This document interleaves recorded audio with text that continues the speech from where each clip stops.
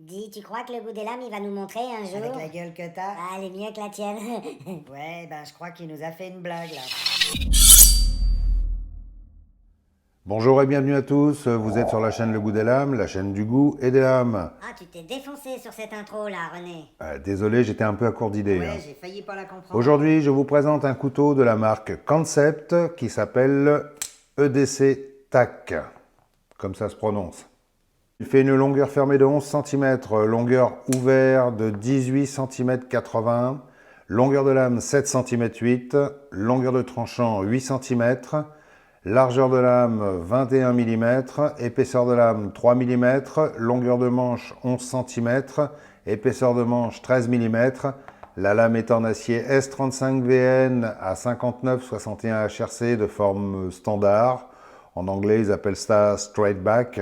Je vous laisse traduire. Avec une finition stone washed. Le manche est en titane et G10. Les liners sont en acier inox. L'ouverture se fait par flipper et thumb studs. tous, bien sûr. Il est encore là, lui? Ah, c'est de ta faute, hein, t'as pas voulu payer. Gros radin. Oh là là. Le blocage et déblocage de lame est un button lock.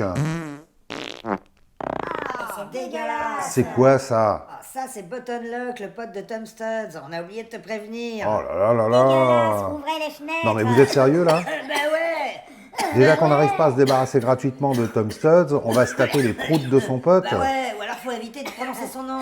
Génial, ça va être super simple. Les rondelles sont à roulement à billes céramique. Le clip de poche de type stylo est en titane et réversible pour une fois. À l'extrémité du manche, il y a un glass breaker, un brise-vitre quoi. Et son poids est de 105 grammes et son design est de... Mikkel Willumsen. C'est un designer danois spécialisé dans les pliants tactiques urbains et les balisongs, et qui a signé pas mal de modèles chez beaucoup de grandes marques.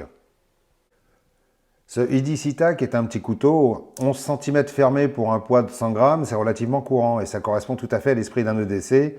Si je vous le compare par exemple au Knife Driver, dont j'ai fait une revue dernièrement, ou le Benchmade Bug Out que tout le monde connaît, on peut voir qu'ils ont exactement les mêmes dimensions. Pour moi, comme pour beaucoup de gens, c'est le meilleur compromis entre la taille et le confort de manche. Ça, c'est pour la partie EDC. Alors, pour ceux qui viennent d'arriver, EDC, ça veut dire Everyday Carry, c'est-à-dire ce qu'on porte tous les jours sur soi, quoi, comme les slips, par exemple. Enfin, pour moi en tout cas. Par contre, l'aspect tactique de ce couteau, je vois pas trop, hein, mis à part qu'il semble très solide et qu'il a un brise-vitre en bout de manche, ou un casse-tête, hein, ça dépend de l'utilisation. Maintenant, mis à part certains modèles très spécialisés tactique défense, personnellement, je pense que n'importe quel couteau assez solide peut faire une bonne arme, à condition qu'on sache s'en servir, évidemment, et qu'on ait suivi un entraînement adapté, bien évidemment, je le rappelle. Et bien sûr qu'on utilise des gants tactiques de Navy Seals pour faire plus stylé dans ces vidéos, comme ceux que j'utilise par exemple, qui sont des gants de vaisselle tactiques jaunes de la marque Mappa ou roses de la marque Carrefour, que je recommande parce qu'ils sont solides et confortables, qu'ils évitent de faire bobo la main, et en plus, gros avantage, comme ils ne craignent pas l'eau, on peut faire la vaisselle avec, et ça fait plaisir à madame. Et personnellement, je trouve qu'ils ont de la gueule, T'es non? encore en train de te moquer, Roger. T'avais dit que t'arrêtais. Ah bon? Oui. Ok, j'arrête. Alors, EDC tactique ou pas tactique, j'aurais du mal à me prononcer. Par contre, si on peut classer ce couteau dans une catégorie, c'est la catégorie premium. Quand on l'examine sous toutes les coutures, on s'en aperçoit tout de suite. Tout est bien assemblé, rien ne dépasse, rien n'accroche les doigts. Les différentes parties du manche sont juste parfaitement ajustées. La lame est bien centrée. Quand on l'a dans la main, on a une bonne sensation de qualité et de solidité. C'est un pliant qui ne va pas lâcher facilement, ça se voit tout de suite à la façon dont il est construit. Quand on regarde l'épaisseur des liners en acier qui sont heureusement ajourés, des plaquettes en G10 et des parties en titane, et le nombre de vis qu'il y a sur le manche, ça inspire tout de suite confiance. Même si c'est une construction ouverte comme la majorité des pliants chinois, c'est un couteau qui a été fait pour forcer dessus, c'est indéniable. Surtout qu'avec un brise-vitre à l'arrière, vaut mieux que l'ensemble soit très solide, sinon ça se transforme vite en brise-main. Et justement, ce glass breaker est plutôt bien foutu. Déjà, il est en titane, il forme un seul bloc avec le backspacer et il a une forme assez sympa en diamant qui ne dépasse pas trop et qui n'est pas trop pointu comme on voit trop souvent sur d'autres couteaux. Ce qui, je le rappelle, n'a aucune incidence directe sur l'efficacité d'un brise-glace. Un jour, si j'ai le temps et si j'ai oublié mes clés dans la voiture de ma femme, comme ça m'arrive souvent, je vous montrerai comment on pète une vitre latérale, lol. Et l'avantage de cette pointe pas trop pointue, c'est qu'on se fait pas bobo les mains quand on veut attraper le couteau dans sa poche. Et ça, c'est super bien parce qu'attraper un couteau au fond de sa poche avec des gants de YouTube de Navy Seals, avec des protections de tous les côtés, c'est pas facile. Tu te moques encore là, Roger. Quoi? Non, non, j'ai rien dit. Oui, oui. Le clip de poche est de type stylo, il est en titane et s'intègre bien aux manches, c'est assez joli, il est pas trop dur, ni trop souple, pas vraiment deep carry, mais ça va, ça passe. Alors, Mikkel Willumsen a voulu un couteau qui peut s'ouvrir de différentes façons, donc il a choisi 3 options. Seulement 3, hein, c'est la misère. Hein. Le flipper, les thumb studs et le button lock. Oh,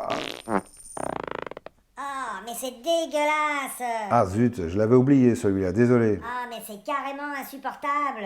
Qu'est-ce qu'il bouffe pour puer comme ça? Ah oui, c'est vrai que c'est assez immonde, je devrais peut-être mettre des bougies parfumées. Hein. À ce niveau-là, vaut mieux lui enfiler les Ouvre bougies la fenêtre, parfumées. Roger, s'il te Chut, plaît. allez, bref. Donc, avec toutes ces possibilités d'ouverture et sa grande fluidité, c'est un couteau qui devrait beaucoup plaire aux claqueurs de lame compulsifs devant la télé ou aux névrotiques du flipper et des thumb studs. C'est fluide, très rapide, limite trop rapide même. On a l'impression que rien ne freine la lame et pourtant elle est très bien serrée, hein. Il n'y a aucun jeu. Plus fluide que ça, tu meurs, hein, ou tu perds la lame. Alors cette lame justement, elle a une forme ultra classique avec un dos bien droit et une pointe assez fine avec un léger contre-tranchant. C'est pas exagéré et ça permet d'avoir une pointe fine et pénétrante mais pas trop fragile. Le revêtement Stone Washed est bien fait, c'est classique, on aime ou on n'aime pas, mais si vous aimez avoir des couteaux toujours impeccables, ça permet d'avoir une lame qui se raye moins facilement que les lames satinées. Les thumb studs sont bien placés. Bien sûr. Oh là là, faut trouver un moyen de le dégager, celui-là il casse les oreilles de tout le monde. Hein. Ah, donne-lui de l'argent, c'est son truc. Oui, mais non. Bah tant pis alors. Ils sont pas sur la partie de lame utile, donc pas trop gênant sur les coupes de pâté. Le flipper est assez large, mais pas très long. Et je trouve ça pas mal parce qu'une fois le couteau ouvert, il ne dépasse pas trop et il fait pas trop chier. Et pour que je dise ça, moi qui n'aime pas trop les flippers, oui c'est bon, on va rejoindre tes amis. Disons que c'est pas ce que je préfère, mais là je dois reconnaître qu'il est pas mal foutu. Et même s'il ne dépasse pas trop du manche, on arrive très bien à l'actionner sans être obligé de forcer comme une brute ou sans se rater une fois sur 3. Il est hyper facile. Merci les roulements à billes. D'un côté de la lame, il y a le logo très discret de Concept avec le nom de l'acier et le numéro du modèle. Et de l'autre, en minuscule, il y a Design by. Mikkel Willumsen. Le nom du couteau et un numéro qui doit correspondre à une série. Tout ça d'une extrême discrétion et rien que pour ça j'apprécie beaucoup cette marque. Je trouve que les autres devraient faire la même chose. Hein. On n'a pas spécialement besoin d'avoir des placards gravés sur les lames comme genre Extrema Ratio ou Cold Steel. Alors en ce qui concerne la manipulation, c'est super facile pour ceux qui ont l'habitude et pour les autres, ceux qui n'ont pas l'habitude d'un système lock, ça demande quand même une certaine habitude pour refermer le couteau. Parce que quand on appuie sur le bouton, la lame se libère d'un coup et si on ne relâche pas le bouton au bon moment, la lame a tendance à rebondir un peu. C'est juste une question d'habitude, comme avec tous les systèmes. Mais une fois qu'on maîtrise bien le truc, c'est assez amusant, voire même assez addictif. Dans l'ensemble, ce couteau est d'une grande facilité à actionner, son ouverture est éclair et sa fermeture aussi.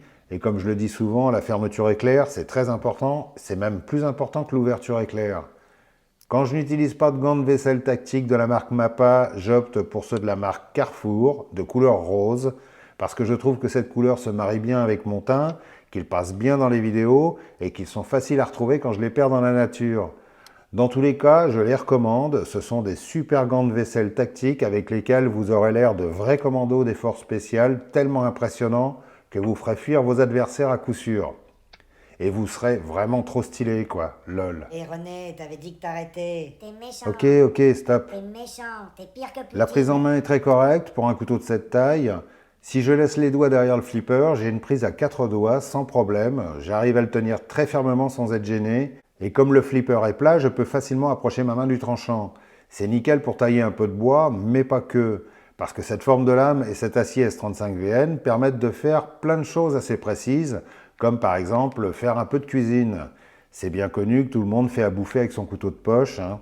Donc j'ai trouvé cette petite lame très efficace pour le tranchage de mini tomates, la découpe de bâtonnets de crabe, ou pour débiter des conneries, ce qui est ma spécialité, et des ultra mini saucisses ou des saucisses moins ultra mini. Très efficace aussi pour faire un émincé de ceinturon ou juste pour le travail du cuir. C'est très à la mode en ce moment le travail du cuir. Ou pour découper de la chambre à air si vous avez besoin d'élastique, pour vous attacher les cheveux en mode survie, ou pour hacher de la cordelette, pour vous faire de l'allume-feu, et ensuite un peu de découpage de papier et de rasage de poils pour vérifier si le tranchant a bien résisté. Sans oublier bien sûr le plus important, le test obligatoire d'épluchage de la pomme, exercice dans lequel ce EDC TAC excelle vraiment.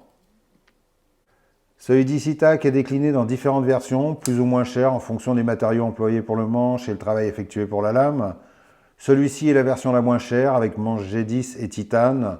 D'autres sont en carbone ou en titane, je crois, avec lame damas ou black, enfin bref, j'ai pas regardé.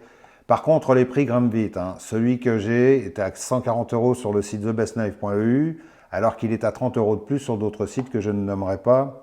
140 balles pour du titane, du CPM S35VN, qui je le rappelle est un acier issu de la technologie des poudres, donc de qualité supérieure. Déroulement à billes céramique, ça va, c'est dans les tarifs. Hein. Après, si vous voulez autre chose que du G10, ça passe au-delà des 200 €. En conclusion, si vous cherchez un EDC solide avec de bonnes caractéristiques et une bonne polyvalence, ce EDC TAC est plutôt pas mal. Hein. Bon, la couleur bleue, c'est pas ma préférée, je l'ai déjà assez dit la dernière fois, mais il semble que c'est une couleur à la mode chez les couteliers chinois en ce moment. Bon, avant, on avait eu le Benchmade Bug Out qui n'avait fait hurler personne et qui a toujours autant de succès. Hein. Et je trouve que c'est quand même plus joli que le bleu avec une lame noire. Voilà. Je sais qu'il existe aussi en version orange avec lame noire, et celui-là je trouve pas mal du tout d'ailleurs. Je vous mettrai les liens correspondants en description sous la vidéo. Voilà, j'en ai terminé avec cette revue, je vous remercie de l'avoir regardé. Donnez-moi votre avis sur ce concept EDC TAC, et dites-moi si vous aimez les systèmes button lock. Oups, désolé, j'avais oublié. Si cette vidéo odorante vous a plu, mettez le pouce qui sent bon, abonnez-vous bien sûr, et si vous n'avez rien à dire d'intelligent, laissez quand même un commentaire, ça aide au référencement de la chaîne. Si vous souhaitez au passage aider la chaîne, vous pouvez aller faire un petit don sur mon compte Tipeee, le lien est dans la description, voilà. J'ai encore plein de choses à vous montrer, donc restez dans le coin, restez affûtés, soyez super fluides et ne vous laissez pas embrouiller l'esprit par tout ce qu'on vous raconte à propos du diable, du grand Satan et de Lucifer. Vous voyez de qui je parle. Hein. Allez, salut et à bientôt. Oh, mais faites-le sortir, c'est dégueulasse.